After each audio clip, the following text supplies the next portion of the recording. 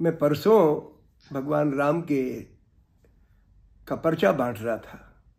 शीर्षक पे तो राम लिखा था और नीचे लिखा था,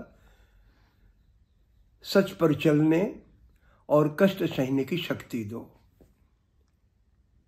तो मुझे ज्यादातर लोगों ने पर्चे ले लिए, लेकिन कुछ लोगों में कण कण में उनके एक एक शब्द में गहरी नफरत भरी पड़ी थी।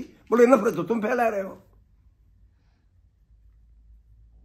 खैर उनने बात नहीं सुनी, मैं आगे चला गया। मुझे फौरन याद आया कि राम इस मुल्क के आदमी की जिंदगी से जुड़ा है।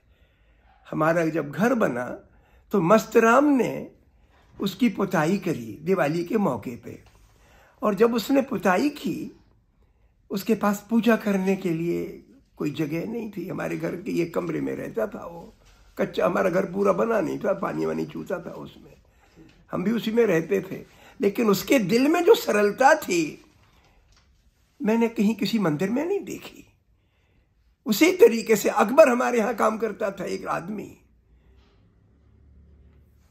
ईमानदारी से सुबह उठ के काम में ही लगा रहता था रात तक।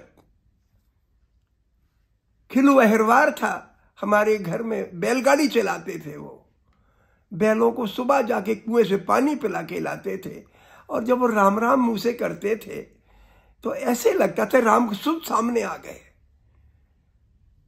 तमाम लोगों को मैंने जिंदगी में देखा है जिनकी जिंदगी में राम है, जिनकी आंखों में राम है, लेकिन वो मंदिर जाने की तो उनको इजाजत नहीं थी, या जा नहीं पाते थे क्योंकि जात धर्म उनके अलग थे।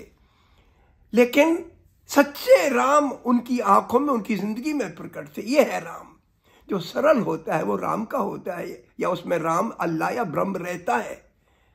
अगर आपको ईश्वर को देखना है तो आपको मस्जिद मंदिरों में जाने की जरूरत नहीं, इंसान में देखो, उसकी आंखों में, उसकी जिंदगी में देखो। और वो मैंने देखा हमारे देश के करोड़ों लोगों की, खासतौर से औरतों की जिंदगी में राम प्रकट है, साफ है, दिखता है। जिनमें छल कपट नहीं वहां राम। लेकिन पिछले दिनों हमारे मुल्क में और खासतौर से इन दिनों एक क्रुकेडनेस की, कपटपने की आंधी आई हुई है। दिल में कुछ, जुबान पर कुछ, ओढ़नी ओढ़ रखी है राम भक्ति की। लेकिन राम के नाम पे चाहे वो मंदिर बनाया जा रहा हो, चाहे उसको मंदिर के उद्घाटन की तैयारियों में जाने के लिए पूरे मुल्क को राममय कहा जा रहा है, ये राममय नहीं है। राममय तो हिंदुस्तान का वातावरण 30 बरस पहले था, जब हिंदुस्तान में कोई जुनून नहीं था। इन 30 बरसों में आपने एक एक कदम जाके उस निर्मलता को खत्म किया। राम का जो आत्मा है उसको मारा, और एक ढोंग और बहाना खड़ा कर दिया।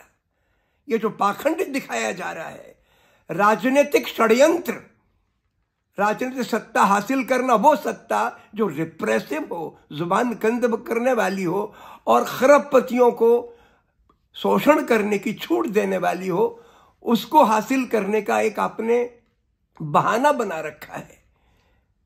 इतना कपट, धार्मिक ग्रंथों में कपट का जिक्र आता है कि वो कालनेमी था और कौन कौन थे, कपटी थे। राम के नाम पर ओढ़नी ओढ़ के, या भगवान के नाम पे ओढ़नी ओढ़ के एक ने हनुमान जी को रोकने की कोशिश की, लेकिन हनुमान जी समझ गए तो नकली ओढ़नी ओढ़े बैठा है, तो उन्होंने उसको मार दिया। तो छोटे मोटे कालनेमी थे वो। तो आज तो हमारी हुकूमत इतना जबरदस्त दुष्प्रचार और कपट का वातावरण पैदा कर रखा है। मैं चाहता हूं कि इस वक्त आप बहके नहीं। ये वातावरण राममय नहीं है। राममय तो आपको खुद बनना है। जिस वक्त आपके अंदर से घमंड और घृणा निकल जाएंगे, हिंदू मुसलमान के भेद निकल जाएंगे, जात के भेद निकल जाएंगे, लड़का लड़की का भेद निकल जाएंगे, आप राममय बन जाएंगे। राम कोई टेम्परेरी चीज नहीं है, आपके जीवन की, आपकी सांसों की चीज है। मैं चाहता हूं कि आप इस पर विचार करें। बहुत बहुत शुक्रिया।